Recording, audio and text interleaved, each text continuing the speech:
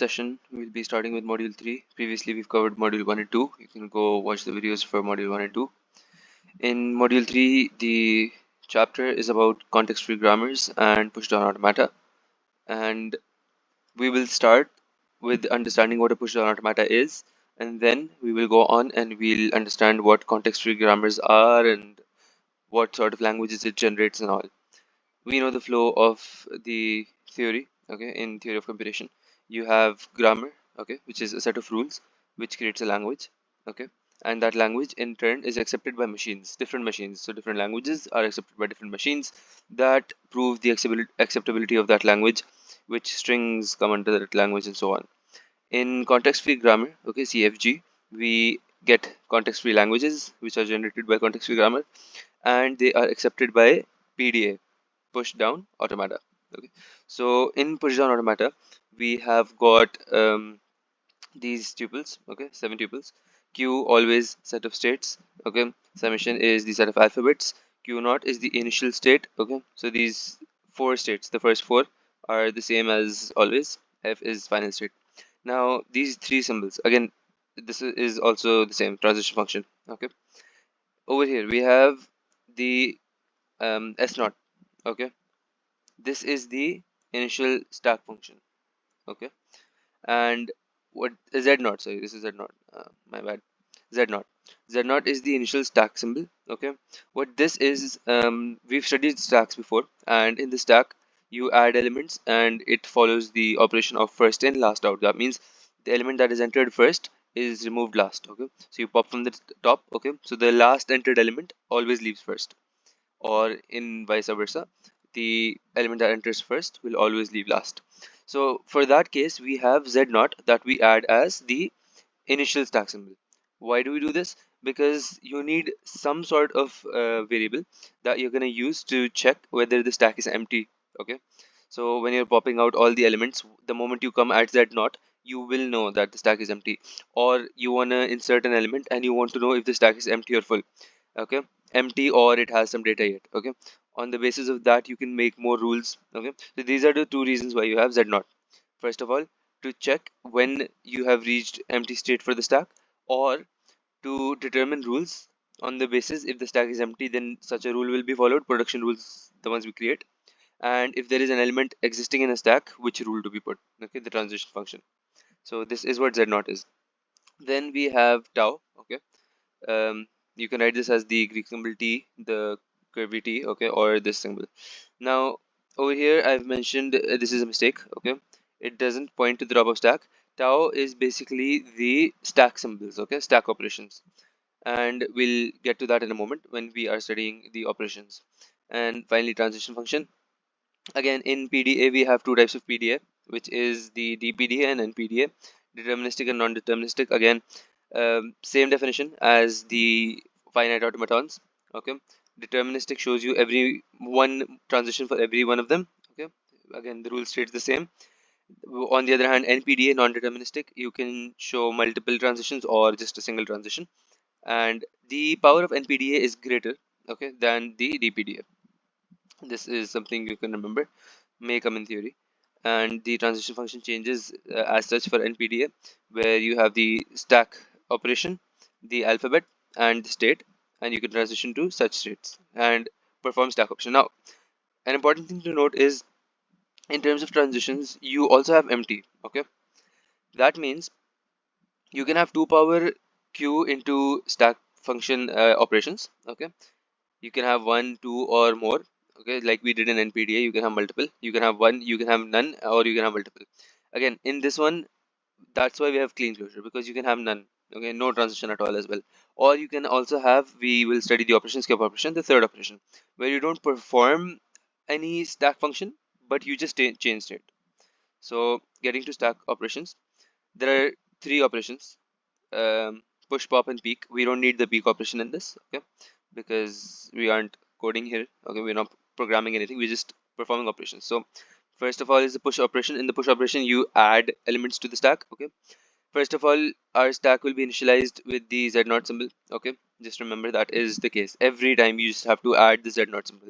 Even when you are creating production rules, which we'll see ahead, the first step will always be adding z naught. Okay, if you don't add that, you will lose a mark for that. Okay, and push operation, adding elements. So how do you represent it in terms of states? Okay, as a state diagram, you have q1 state and you have q2 state transitioning from the state. Okay, or you could also make a self loop. It depends on the question. Okay, over here we've shown a transition. And what do these symbols mean? Okay, before we were just writing a b, showing that if you encounter an input alphabet a or b or 1 or 2 or 0, you were transitioning. In this case you have to mention each and every state. Okay, so the first um, alphabet or whatever we are using is the input symbol. Okay, so at the input symbol a, okay, the second one shows top of stack. At the symbol input a and top of stack z naught, this means our stack is empty as of now. Transitioning. Okay, what is the new state? This line will show you what new state is there. A z naught. What this shows is the top of stack was z naught, and now the top of stack is a. A has been pushed onto the stack. Fine. This is how you interpret the diagram. Q1, say you are transitioning to Q2. When input symbol is A, top of stack is Z naught as of now in this case. So our outcome will be A Z naught. So now in this stack we have A added after Z naught and A became top of stack. Fine. This is how you're going to show it. If top of stack is, for example, A already. Okay. So in that case you will say input symbol A, top of stack A. You won't mention Z naught. You don't have to show each and every. You just have to show top of stack. Okay. So A, and then Z naught will be replaced by A again. That means top of stack is A and input is A. And over here you write AA. What that means is top of stack was A and the new alphabet A, the new input symbol A has been added to top of stack. Then over here you would have Z naught. Remember, you will have Z naught, but you're not showing it over there. Okay, you'll have Z naught, you'll have A, and you'll have another A. Now, how do you make the transition function for this case? You write the symbol for the transition function. You write, now you'll mention the state in this. Okay, this is the before the operation and this is the after the operation. Before operation you have three things into it, and after operation you mention two variables. Q1, okay, the initial state, the state you are at, input symbol, okay, the one you've encountered, and top of stack equals Q2, change of state, or if it is a self loop you'll remain at Q1, okay, and the new state of the stack, A Z naught. Then pop operation. We know pop operation is removing an element. So if you have Z naught BC, okay, to the stack and you want to remove B, you will pop, okay, pop once. Then pop again. The diagram is similar. You have the input symbol. First of all, you have the states, okay. It could be a self loop again. It depends totally on the question. You have A as the input symbol over here, and you have B as the top of stack currently, and then you are gonna show epsilon, okay, or you could write lambda. Epsilon and lambda both refer to null in terms of stacks, okay. This, what does this show? See, before we were referring to the top element, right? B. Before we had A over here. So when we had top element A, it was added to Z naught. So our stack now was top element plus another new element. But in this case, we have top of stack and you are removing that. So what is left? Nothing. Top of stack is removed, right? So the top of stack is empty for now in this transition. Okay. After that, C will become top of stack. Okay. C becomes top of stack. But when? After this transition. Okay. So once you get to Q2, then C will become top of stack. During the transition, you will represent it by epsilon or lambda to show that we have popped the top of stack. Okay. Again, transition function clear. Q1 state, okay. A is the input symbol, B is top of stack, equals Q2 epsilon or lambda. You can use either one. Okay. And skip operation. Now, what is skip operation? Skip can be used where you are not performing any operation. You're not pushing or popping. Okay. What you are doing is you're changing state. Skip is not performed on self loop. Skip operation is performed on changing state. Now you'd think, why do we need such an operation? I mean, what's the use? In skip operation, there are turns in questions, we'll see that, where you perform certain rules and then you get to know that you have encountered the empty stack. Hence, now you want to perform another set of rules to reach the final state, or you want to go to the final state. That is where you use skip. Okay, you don't need to pop anymore. See, empty stack is encountered, right? So you just want to go to the final state. So that's when you use skip operation. Again, same thing, input symbol A, Z naught is the top of stack, and Z naught remains same. Like I told you, we are not performing any operation, so Z naught remains same. Once we do the questions, I'm repeating it again, you'll get to know easily. Right now we're just trying to understand how each operation is represented. you need to be familiar with these pretty well. If you haven't understood them in once, go through this part again. Okay, get used to this, because later on when we'll be referring to the stacks part, we will quickly go through them. You have to know all this. It's very important. Again, transition function, the current state you are at, the input symbol, top of stack, goes to next state. Okay, in this one you will have to change next state. Okay, always skip me. You change state. Skip operation, the core reason for skip is to change state. In the previous ones, there is chances you're putting self loops, but over here you will change state. And then top of stack is the same, hence you will use the same symbol. That is it with PDA. This is all that PDA is. You need to understand this, because we will be questions on PDA come in the form. They will give you a grammar or a language, okay, and they'll ask you to create a PDA for it, or they'll give you a PDA and they'll ask you to convert it into grammar. And now context free grammar. Okay, I might have missed a few definitions in this, hence I'll be referring to the PPT for that. Context free grammar has four tuples. Okay, V and the summation. Okay, sigma, P and S. V are variables. Summation is a set of terminals. We know that. P is the production rules, and S is the start symbol. Okay. Now a grammar G is context free if every production is of the form A tends to alpha, where A belongs to the variables. Okay, set of variables, and alpha is belonging to variables along with an alphabet clean closure. So you may have none, it may be empty, or a certain combination. We'll look at this with an example. Now if you have the topic of constructing a CFG for integers with sign, okay, there is a grammar that generates all integers and it also adds a sign to them. So what happens in that case is, first of all, you'll show the tuple. Okay, then you will one by one fill each of these. Okay, you will show what each of these is. So in terms of variables, what are variables? It will be, first of all, your variable will be the start sign. Okay, then in terms of integers, okay, what are possible variables that you can have in terms of generating integers? First is a sign. Okay, because it is signed integers, right? So positive or negative hoga, so that's why you have to have a sign. Then a certain digit. Okay, we'll once we get into the question further here, you'll understand why we took digit and integer separately. Okay, then we have the alphabet. What are the alphabet? We have 0 to 9 is our alphabet. Integers, using 0 till 9, any combination of these will create any integer, right? And then plus minus. Okay, these are our alphabet. Signs are also included in alphabet. Now you have to create rules. Okay, production rules. How will you start? You always start production rule with the start symbol, right? S goes to, always S tends or S makes such. How do we start? You, for a number, for generating integer, okay, the number is called an integer, right? No matter how many decimal places, how many, sorry, values are there in it. Okay, how many digits are there? So sign and integer.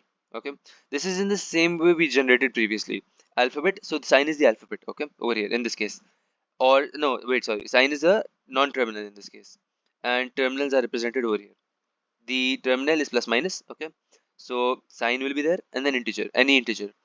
Now once you give both these variables, for each variable you have to give a production rule. Okay, these variables can also be considered as non-terminals. You took two variables over here, okay, two non-terminals, and for each non-terminal you always give a production rule, right? S goes to capital A and A is small a. So similarly, sign and integer, sign is plus or minus, so either one could come. Then integer, when you're defining integer, there are two possible ways. Either your integer is a single digit, 1 2 3 4 5 9, anything, okay, or it is a multi-digit. It could be 2 digits, 3 digit, 4 digit, and so on. So how do we go about this production rule? It's pretty simple. First of all, integer, when it's a single digit, so you'll directly give digit, right? Digit is directly given, and digit ka rule we've defined 0 say 9. Okay, similar to the way we define rules. A tends to small a, B tends to small b. Similarly, digit tends to 0 1 2 3 4 5 6 7 and 9. Those are the digits. Anyone could come at any time. Integer, so you would either have a single digit, or it's possible you'll have multiple digits. You remember the rule we used to make, certainly we've seen in grammar before in finite automatons. S tends to as, right? So wherever you have as again, so in the string a is added, and then you go to the s rule again, and the s rule is applied again.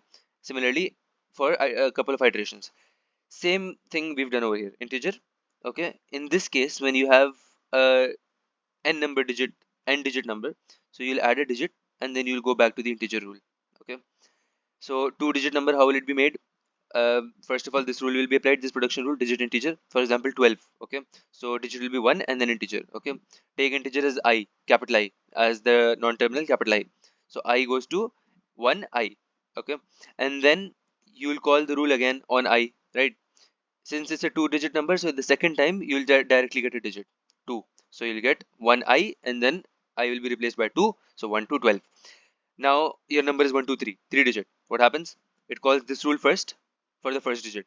For the second digit, it calls this again. Okay, because you need an integer one more time for the third digit. Understand? This is how you'll go about this rule. Go through it once. It's easy. You'll understand. We'll look at the derivation, which makes it easier. Minus 42. Okay. The first rule is S. The starting symbol always start with this rule. Sign and integer. Sign is minus. So minus integer. Integer mein which rule will apply? Double digit. Hence, like I told you before, the first rule. So digit integer. First digit will be 4. Okay. And then integer, you call it again. You need last digit. Okay. Single digit is there left. So this rule will apply. Digit 4 digit. Digit ki jagah you'll get 2 from the alphabet. So minus 42 string generated. Fine. So this was it about context free grammar. That is all there is to context free grammar. One thing is leftmost derivation, rightmost derivation. This is a simple concept. Okay, leftmost derivation is where you substitute the non-terminals from the leftmost side. Okay, e plus e, so you'll substitute the left e. Okay, or if you have abc, for example, if I look at, I don't have an example over here similar to that. Okay, yeah, you get the point. Substituting from the left side onwards is leftmost, on the right side onwards it's rightmost. Okay, we'll further look at this concept in derivation trees. Okay, for example, constructing CFG. Now look at these examples. We have the alphabet A, we have the string A clean closure. What does that mean? You have 0 string, you have one A, 2 A's, 3 A's, and so on infinitely.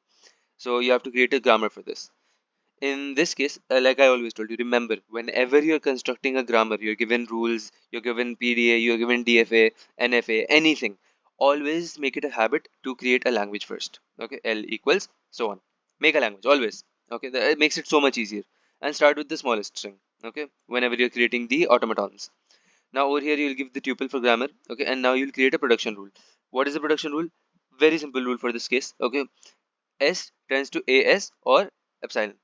What does this give you? S is either epsilon for the first case, S is A, and then S again in the second case will be epsilon, so single A, and then S will call AS, and then this will call AS again, and then the third time S will be epsilon, so you got two A's and so on. This is the rule. But when you're solving for grammar, this isn't where you stop. After writing the production rules, you have to show the entire tuple. Okay, G tends to set of rules. Okay, start symbol, production rule, and alphabet. You have to show it like this. Okay, remember, if you leave it over here, this is incomplete. You lose marks. You have to show the final grammar. Similarly, we've made it here as well. These are examples. Go through the examples in the notes. Okay, otherwise it'll waste time. Here again, you had set of production rules. You mentioned the production rules. You mentioned the alphabet. You mentioned P and you mentioned S. These are the variables. Variables we discussed earlier. Like we had integer, digit. You'll mention that, and then you'll mention your alphabet. You have to mention this. Don't forget that. Now go through these examples. We'll be solving actual past PYQ questions in a different video. And now we've studied context free grammar and we've studied PDA. Let's link them together now. Let's take this example. Creating a PDA for language where A n and B n. Okay, so you have n number of A's and n number of B's where n is greater than or equal to 0. Okay, remember this condition is very important. Okay, first of all, we'll define what this language is. Okay, again, like I said, always make the language strings. Easiest thing you could do. Okay, definitely makes the question far easier. Okay, it's a much more simplified form. You can look at it. Okay, you can tell what strings are possible, and you can even cross check your machine to see if it's giving you these strings. Take two strings and just check your machine with it. So our question says that you have the same number of A's and B's. Okay, hence AB, AA, BB, 3 A's, 3 B's, 4 A's, 4 B's, and so on. Okay, now what will our stack what will our PDA be doing? Okay, um the stack will store A's. Okay, and for each B that we get, it will pop an A. How does this concept work? So if you have two A's and two B's, you stored two A's in the stack. Okay, you don't need to store the B. Every input B will remove an A. Okay, if there are same number of A's and B's, okay, that means you will get, your stack will be filled and then it will be emptied. Okay, you'll encounter z0 again. The moment you get to z0, that and your input string is empty. Okay, input string empty. Okay, that means all letters were added, pushed. Okay, and pop. Okay, hence input string empty and stack also empty. That means your string follows the language. If an a is remaining, that means a b was less. If you have an extra b, okay, all a's were popped and you encountered z and there is still an input symbol, then again you won't go to the final state, because that means there are more b's than a's. Okay, how will you create this? Okay, first of all, accept if stack is empty. Okay, only z0 is in stack, then you will accept. And states, you in pda you have to determine the number of states by yourself. Okay, it'll take time. Look at a few questions. Okay, go through questions and you will understand how you could for different scenarios which sort of states you can take. Common questions are there, you can go through those and it'll help. Q0 is always the start state, right? Q1 is reading b, okay, and popping a. At q0 you can add a. Okay, so you don't need to go to q1 to add a's. See, this is the same concept again as in dfs. You will not try to add extra states. Try to complete in as less states as possible. Okay, that makes the machine quicker, more efficient, and that's how you're supposed to solve. What's the use of a machine that's taking far longer than a normal, if it can take an easier way? It has to be efficient, right? So q0 is the start state. Q0 is start, and you're adding a's over there to the stack. Push a's. Q1 is reading B's and popping A's simultaneously, and Q2 will be our accept state. See, minimum states. You took 3 states. That's it. Now transition functions. Now you have to make functions. Divide them into parts makes it easy. First of all, we will be starting, okay, and adding A's to the stack. The Q0 state. We'll define Q0 states over here. Okay. So function, as I told you, initial state, input symbol, top of stack. Okay. So what is the first case when your stack is empty and you get a? The first a, when you get that, top of stack will be z0, right? And then you'll push a to with z0. So from q0 you remain at q0 and you just push a. Fine. What's the second case? That you already have an A in the stack and there is another A. Okay. Again, you'll push that. The only difference is top of stack will be A over here, and then you'll write double A. Like I explained this during the push operation. When there is an A, you will write double A's. Top of stack with the new element. Now I left a line because I'm trying to divide these functions into the rules. Okay. This part is where I change my state. Okay. So Q0 say I'm going to Q1. That means I have encountered a B. Input symbol is B. Top of stack is A. From now on, top of stack will be A in this. This is a recursive sort of function which will be called again and again until no A's are left and no B's are left. Okay. So Q0 say I'll transition to Q1 when I encounter a B and top of stack is A. So what happens when you pop? I told you, when you pop, you will show that top is removed by epsilon or lambda. Okay. So this function is there. It will continue until top of stack is empty. Okay. And that's how you're going to show. You have to show a recursive function, because once you got to q1, okay, then you have to write the transition function in terms of q1. Okay, this will happen only once. This will be when the first time you encounter a b. Okay, hence you have to write it again for the second time you encounter b at q1 state. Okay, so q1 b, top of stack is a, pop. Same rule, just you have to input the same states here. Last state, our last function is q1. Your input string is done, and when top of stack is z0, then and only then you will go to q2. And this is a skip function. Like you can see, epsilon is there, z0 was our top of stack, and z0 remains top of stack. Why are we skipping? You don't have anything. You don't need to pop, you don't need to push, right? Hence you just stay in state. Q2 is final state. You have mentioned over here q2 is accept state. Accept is also known as final because you're accepting the language. And that's it. That's how you make a pda from a language. Okay, simple as that. There's nothing much. Now, simplification of context-free grammars. There are 3 rules that you have to understand. Okay, very simple, nothing much to do. You just have to, play with it, do trial and error, and you'll get to the language. Simplification is you remove unit production, you remove null production, and you remove useless symbols. First of all, unit production. When A tends to B and B is x1, x2, and so on. For example, B is the small b. Okay, so A tends to B and B is the small b. Rather than like writing it like this, okay, why don't I just write A tends to the small b? Isn't this simpler? This is far simpler, right? I'm producing an extra rule for no necessary reason. Hence you will remove the b and you will just directly give A tends to the terminal. Okay, so an example is S tends to 0A, 1B and C. A tends to 0S, 0, 0. B tends to 1A and C tends to 0, 1. Okay, so S tends to C, okay, and 0A, 1B, 0, 1. Okay, what is C? 0, 1. C is useless here in this case, as you can see. So I'll remove C. This is an example of removing your null production. Removing null production. What is null production? Epsilon. I don't need to show that. Okay. Why am I giving it separately? So instead, what I'm gonna do is taking, for example, S tends to X, Y, Z, and X tends to 0x epsilon. Okay. Y 1y epsilon. Okay. These are our three rules. Here, X tends to epsilon, and Y tends to epsilon. I don't need that. I can simply just write the language into S like this. First rule, X, Y, X. Okay.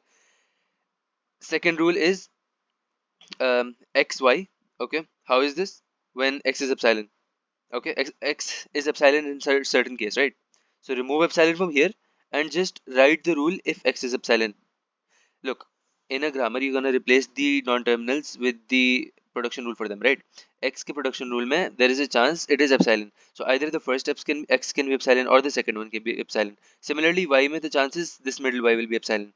So write all three scenarios. Make the second X epsilon. So what is left? S goes to XY. Okay. Similarly, make the first X epsilon. So what is left? YX. Okay, and make both of them epsilon. Both of them can be epsilon. Okay, so Y is left, and for Y, when Y is epsilon, XX is left. Done. That's it. So instead of creating a complex relationship, you just simplify it. Okay, that makes you a simple CFG. Lastly, useless symbols. What are useless symbols? S tends to AB and A tends to A. B is useless over here. Okay, this is a simple example. It doesn't really go through the actual scenario. We'll see it in a question. Okay, so what it means is if a non-terminal cannot produce a string of terminals, it is useless. Okay, in the example we'll see here. Okay, we have S tends to A and 0 C1. A tends to B. Okay, again B is not defined here, hence B is useless. Okay, so you remove B. Now you know you have to remove B, and then 0 1 1 0. C tends to epsilon, C D. Okay, so C is tending to epsilon first of all. Okay, and CD. So if C is epsilon, like we did this is a whole question, okay? It refers to every rule. When C is tending to epsilon, we'll remove epsilon, and C ki jagah pe we'll put epsilon. Okay, remove C over here. So what does it mean? C tends to CD or D. Okay, and D over here. What is the definition of D? There is no rule for D. Hence D is removed. Fine. D is useless. So C tends to C. C tends to C. What sort of rule does this give you? None. Hence C is also useless. Similarly, B was also useless. So B, C, D, all three were removed. Okay. So now A, what is left in A? 0, 1, 1, 0. Okay. And C, you removed it. D, you removed. D was useless. You removed from here as well. So S means 0, 1 is left. Okay. S is 0, 1. Okay. And A. Instead of writing S goes to A goes to 0, 1, 1, 0. Again, this is the case of removing the unit production. Okay. These these are terminals. I don't need a non-terminal to define the terminal to another non-terminal. Sounds confusing? S के लिए I don't want an A where A tells me what string it is. I can directly tell S goes to this string. So what I'm going to do is S tends to 0, 1, 1, 0, 0, C1, remove C. So 0, 1, 1, 0, and again 0, 1, repeating to remove this rule as well. 0, 1, 1, 0. See how simple it is? S tends to 0, 1, 1, 0. That is what these rules were saying. Okay, so that's called simplification. Now ambiguous grammar. Okay, there's last two topics left: ambiguous grammar and normal forms.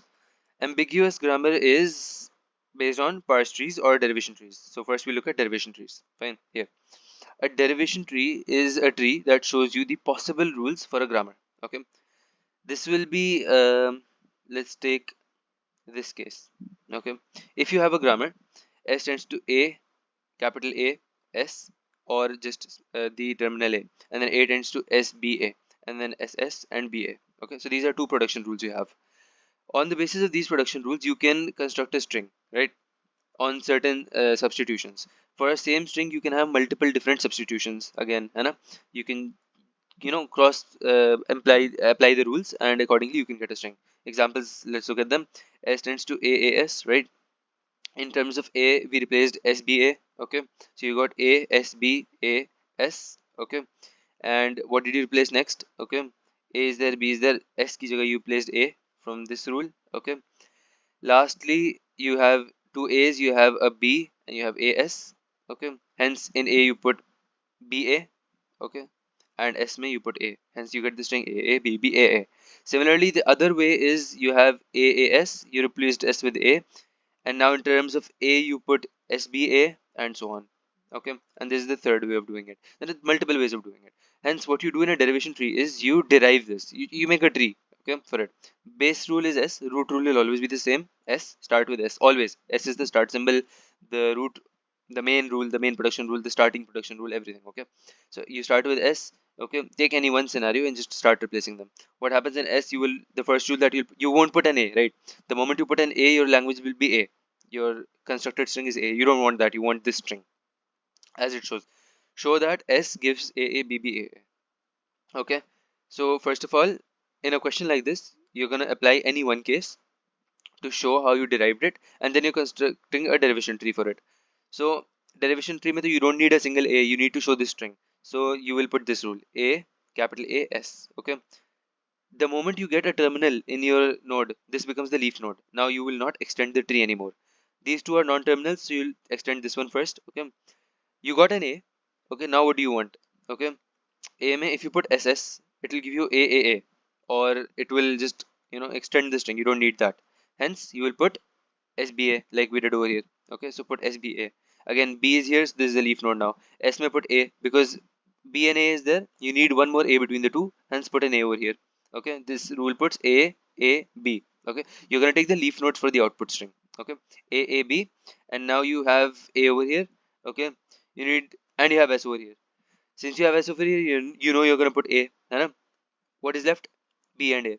How will you get that? A ka rule, B and A, put that. So your leaf nodes now A, B, B, A. See, you got the string. This is derivation tree. That's all there is. Now, how is ambiguity related to this? Okay, in a derivation tree, okay, if there is a certain possibility that you can create two different derivation trees or more different derivation trees for generating the same string. Okay, try to understand. For generating the same string, then that language is ambiguous. Okay, so A plus AB, okay, and A plus AB.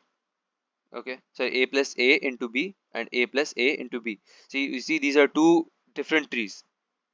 Okay, hence this grammar is ambiguous. Look at the rules and let's go through it quickly. S has the rule S plus S, S multiply S, A and B. You have a single rule. You need to find a derivation tree for A plus A into B. What is one way? First of all, you'll always substitute S plus, you can substitute S plus S, right? If you have S plus S, for the first S you will put A because A plus A into B hai na. So plus यहाँ पे, that means A आएगा. And for the second S you're gonna put S into S and AB. Fine. The also second method is, instead of putting A over here, instead of putting the plus wala S plus S, you started with S into S. Okay, you're getting the same output, yet there are two different trees. Ambiguous. Okay, that means the grammar. Similarly here, you have a grammar. Okay, and you have to show if it's ambiguous. You did substitutions in such a way that it made two different trees. Okay, when it's the questions will be such that they will ask you to prove if the grammar is ambiguous. So this is what you have to do: make two trees, thus it is ambiguous. Okay, simplification, we just did that in our notes. Last part of this topic is converting to normal forms, CNF and GNF. CNF is Chomsky normal form and GNF is Grayback normal form. Okay, simple. The name sounds confusing, but it's pretty simple. All you have to do is you have to bring the production rules into a certain simple form. A tends to BD. Okay, this is one form, or B tends to A. If you put this into simple terms, what this means is the grammar's production rules should be such that a non-terminal, okay, is made out of two non-terminals, or a non-terminal points to a single terminal. Fine. Example is S tends to A, S, B. Okay, terminal, non-terminal, terminal, and two terminals. What you're gonna do over here is, first of all, simplify it. Okay, take a terminal, take a non-terminal and say A. Okay, the most root alphabet. For each alphabet, just put a non-terminal. A tends to A, B tends to B. Okay. Now replace this. Okay. How are you going to replace this? S tends to A, AB, na? So S tends to AB. So this is the first rule. See, it's in this form, and these two are also in this form. Okay. So you got three rules already. A tends to A, B tends to B, S tends to AB for this rule. Now what about this part? Okay. S tends to ASB. Replace A and B with AB. Okay. ASB. Fine. Now this is three non-terminals. You need to make it into two. Take another non-terminal, okay, and make another rule. You can increase the number of rules. Make the number of rules that possibly give you this form. Okay. So take C, okay, take X, take Y, Z, anything. Okay, any other non-terminal, and take a part of this. Okay, AS. We took AS. I mean, you can take SB as well in case that question comes to your mind. But why would you take that? Just take AS. Or if you had AAB, okay, just take AA. Make it simple. Why are you taking AB? Okay, that depends on the question. You can do that as you like. Okay, you're making a production rule, and there isn't any right or wrong in the production rule as long as your language is correct. Okay, but again, try to make it logical. Okay, so take AS and make it C. Replace AS with C. S tends to CB. So now all your rules, A tends to A, B tends to B, matches with this one. Okay, and S tends to AB matches with this form. C tends to AS matches with this form, and S tends to CB matches with this form again. Now your grammar has been turned into Chomsky normal form, C and F. Okay, in the end, just put the write hence, okay, and put these rules together, the ones that are for the Chomsky normal form. Put them together, write them together. Similarly, this is an example again. Okay, we'll just quickly go through it later on. You'll do questions from the paper, that'll be easier. GNF, grayback normal form. In this one, you have to bring it into this form. This is easier. Okay, A tends to AX, okay, where A is a terminal and X is a variable. Okay, for example, S tends to A, similar example. Okay, ASB, okay, AB.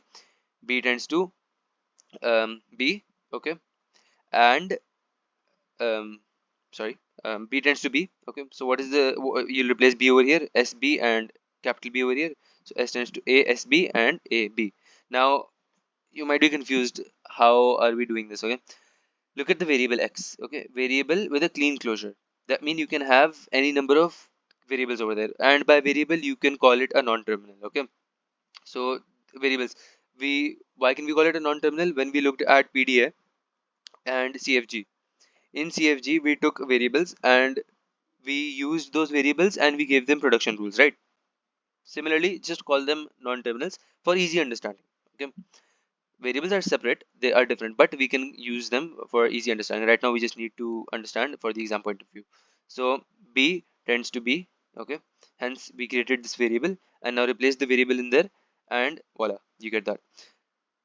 Again, for the form, you have a single terminal and you have n number of variables. Okay, so single terminal, SB, two variables. Okay, single terminal, one variable. You understand the point? That's what you have to do. This is all about module 3. Okay, we did normal forms, we understood ambiguous grammar, through which we understood derivation trees, and we looked at simplifying a CFG. We looked at creating a PDA for a language, and for a grammar we'll look at it through questions. We understood how the CFG works. You have to look at the examples, they will help a lot. Okay, and CFG, I give you the definition: leftmost derivation, rightmost derivation. It also applies to derivation trees. Okay, leftmost derivative tree and rightmost derivative tree, again same meaning. You'll just in the tree you are either just substituting on the left side most, okay, and the rightmost side, similar thing. Okay, and lastly, we first thing we understood was PDA. Okay, again, these operations are very important. Go through them. You have to know how each transition happens. We will also look at transition diagrams when we solve questions. Okay, uh, not just the rules. Okay, for that we will have a separate video. This is all about module 3. If you have any doubts or anything, we've already told you, you can message us on the group, or that is for our students, and you can also drop it down in the comments and let me know, and I'll try to clear the doubts itself.